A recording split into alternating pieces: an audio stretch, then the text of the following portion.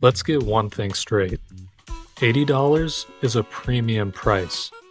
And while I know video games and prices everywhere for that matter are getting more expensive, we're not just talking about any video game.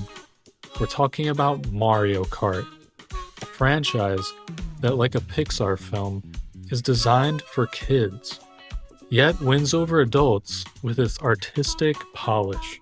And like Anton Ego from Ratatouille, if you're going to serve me fine dining, expect fine dining criticism. Because when you charge $80, you are no longer slinging a fast food Happy Meal for little Johnny. You're plating up filet mignon. And right now, games like Midnight Club 3 Dub Edition Remix and Forza Horizon are saying, What's that? You think you're better than me? What? No, I didn't say that. Let's start off with the bones, the user interface. While the overall UI is polished and matches the personality of the game expertly, it doesn't feel optimized. The character selection screen is the biggest offender. In single player, it takes over 4 seconds to scroll to the end of the character menu. Add a second player, now you have 11 pagination dots. 3 or 4 players, 15 dots. That's 15 pages to scroll through. It's an inefficient design that only gets worse with multiplayer, and Nintendo's already had their fair share of scrolling issues in Zelda Echoes of Wisdom. The layout currently shows the hovered or selected character large on the right, with 3 rows of 4 cards on the left. But every variation of a character, like Toad and his 5 outfits, each take up a full card. It's cluttered, and it overloads the user. We get it, Nintendo. There are a lot of cool outfits and characters, but come on, no one's falling for the idea that more scrolling somehow means more options. Solution? Similar to how Mario Kart 8 did it. Let each character have one card. When selecting a character, this card could flip and expand, revealing a vertical list of outfits or variants. Keep the mystery of question mark cards for unlockables. This keeps us motivated to keep playing, but once a variant is unlocked, tuck it under the main character. Neat and simple. Now let's talk about customization, or the lack thereof. I'm going to compare this game to its great predecessors of open world racing, that of course being Papa Forza and Grandpappy Midnight Club 3 Dub Edition Remix. In Forza and Midnight Club, you drive straight into a garage in the open world to trick out your ride, with the option to fast travel there too. This separates Mario Kart World from its predecessors. Even the Mario movie made kart customization a centerpiece, and yet here, nothing. If I can't tune engine parts or suspension like in Forza, fine. But you could let me paint my kart, add underglow, change exhaust pipe design and flame color, resize and reshape decals, swap rims, spoilers, hoods, choose a body kit, and at the least let me choose my license plate. $80? But you're telling me I can't even go into Toad's mechanic shop and slam my kart on bags with blacked out tints like in Midnight Club? This is Mario Kart World, so where is the world building? Give us garage shops around the world like in GTA 5, complete with a mechanic Toad. These garages could double as mission hubs, because the thing is, not everyone enjoys aimless open world exploration. Some players want direction, and I think both could be had. Imagine picking up a mission from a local Toad eating a burger at Yoshi's. Maybe if you do enough missions in a lava-themed zone, it could lead to unlocking a boss battle there with a giant lava octopus. That's $80 level content. Free roam needs to match your vibe. Let us change songs on the fly, C-track titles, and adjust sound mix, like any other open world racer. Engine volume, music, ambient. Give players options. And speaking of immersion, utilize the Switch 2's HD Rumble. I want to feel speed bumps, the grit of dirt, the crashing of waves as I glide across water. and the thump of a bad crash. Right now, it's a missed opportunity. With the incredible verticality of this open world, I'd love to have more gliding and gliding-focused challenges. Let us toggle the glider wings mid-air with the D-pad, not just when we hit a special ramp.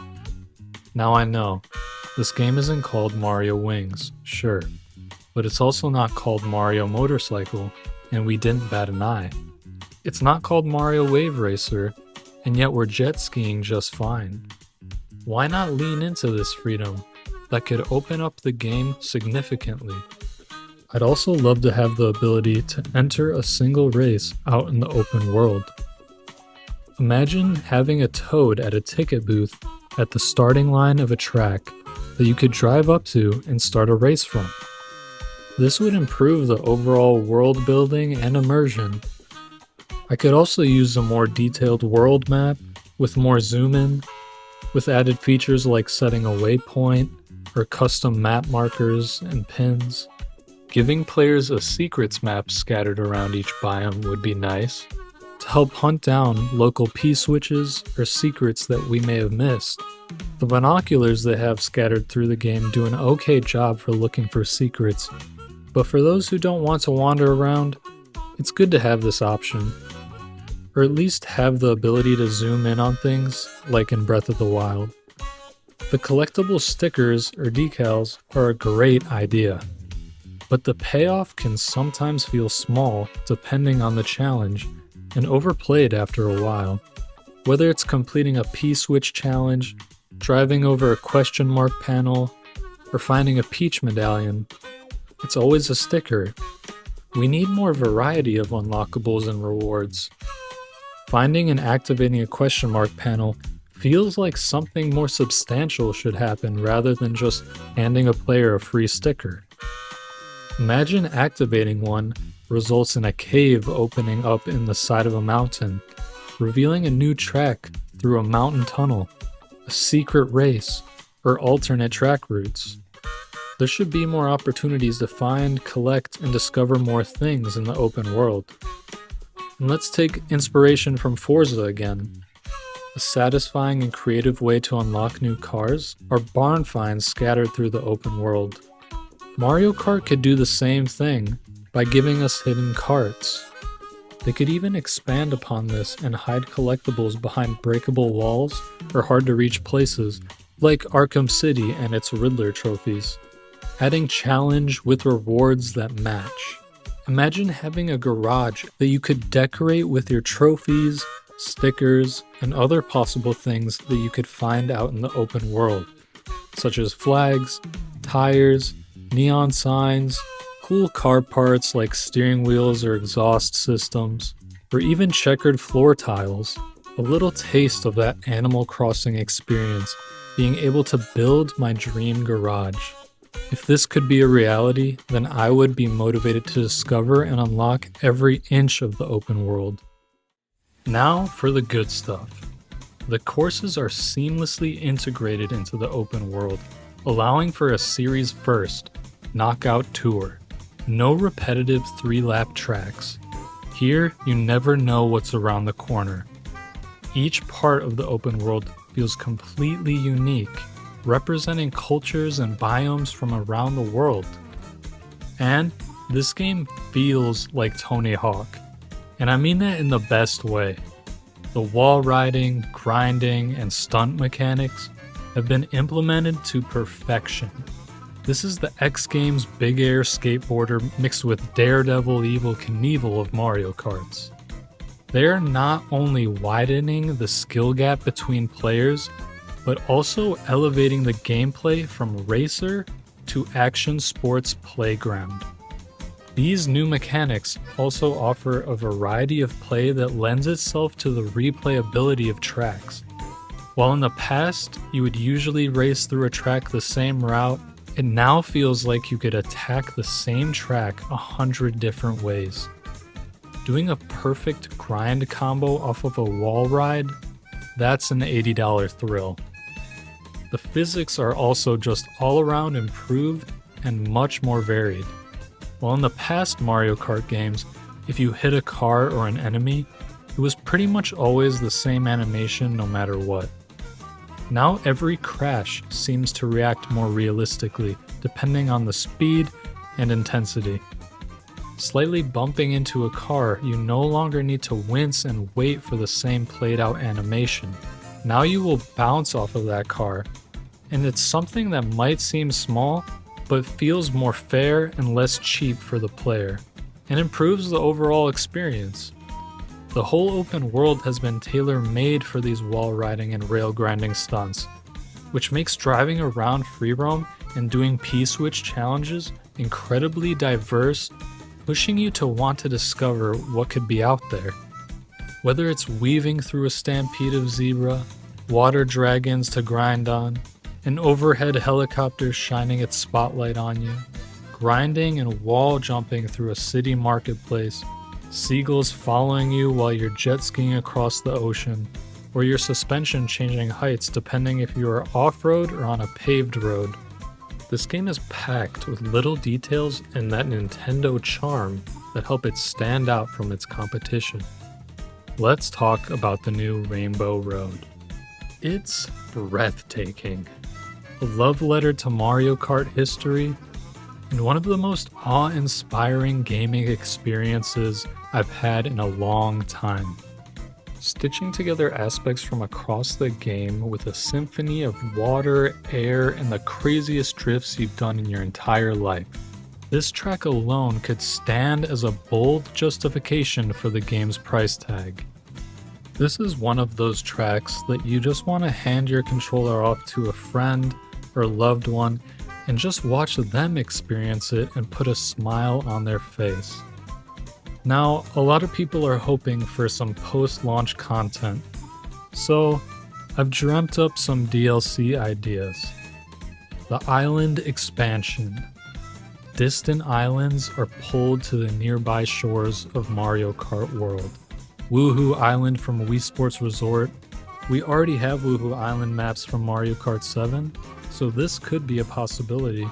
Isle Delfino from Mario Sunshine, Donkey Kong Island or Yoshi's Island. I'd love to race around any of these iconic Nintendo locations. One awesome and memorable feeling while driving is going through a tunnel, cave, or covered bridge. The sun is blocked out and you're illuminated by lights. The sound of your engine and exhaust are amplified as they echo and boom against the walls of the tunnel. Music seems to feel more bassy. They hold an excitement and danger depicted expertly in the movie The Dark Knight, featuring Lower Wacker Drive in Chicago. I'm not saying the Joker will be shooting you with a rocket launcher down here, but these areas could be good fun for speedily weaving through traffic and hitting wall rides and grinds. Zelda Tears of the Kingdom did it with the depths, so we could have some tunnels to drive around in Mario Kart World. If Nintendo is really trying to make this world feel massive, give us reasons to explore beyond the base map. So, the $80 question. Does it pay off? Sometimes yes, sometimes not quite. Although I've always seen Mario Kart as that sort of supplemental multiplayer game in the Nintendo library, Mario Kart World does a lot to try to break that standard and become an engrossing single-player experience. There are moments, like Rainbow Road or a wild grind combo, where Mario Kart World absolutely earns its $80 badge. But there are also missing pieces, unpolished UI, and untapped potential in customization and mission depth that keep it from being consistently worth that price. Games like Forza and Midnight Club gave us more for less. And while Mario Kart World has magic under the hood, it still needs tuning. For now, it's a 5-star meal, but I'm still waiting for dessert.